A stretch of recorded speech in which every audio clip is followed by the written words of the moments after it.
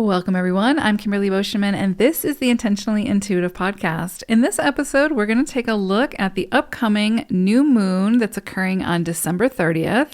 We're going to take a look at the forecast for each life path number to see how these energies could affect you.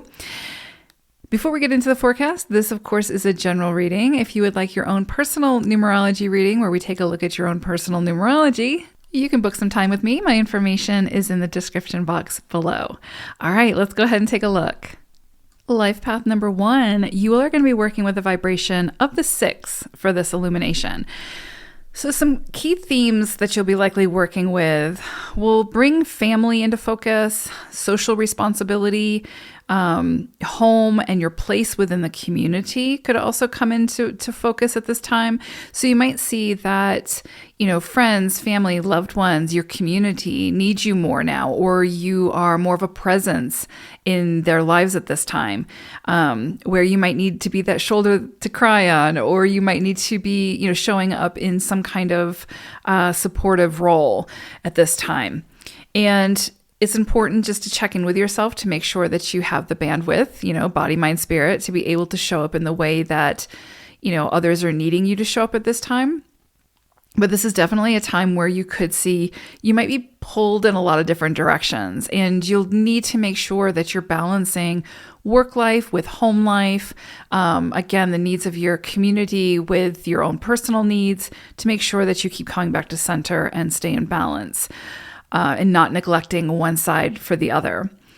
You could see a focus shift at this time where that shift, that focus becomes more so onto others at this time, and how you can be more in service at this time without being overly concerned for what you stand to gain out of that exchange, right? That connection.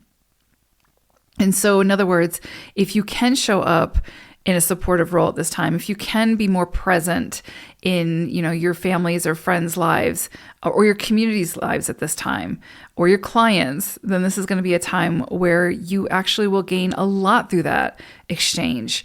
But that's not the focal point. So you could see again that a lot of people are in need of what you have to offer at this time, whether it's support, whether it's your expertise, whether it's, resources, whatever it may be. And you'll just have to decide if you're in a position to be able to show up in that way. If you're able to shift your focus onto what other people need at this time and to be able to show up in that way, then you'll find that your solutions to your problems will present through those acts of service. And so it's very important that if you can offer those acts of service, that you do so, because you stand to gain quite a bit.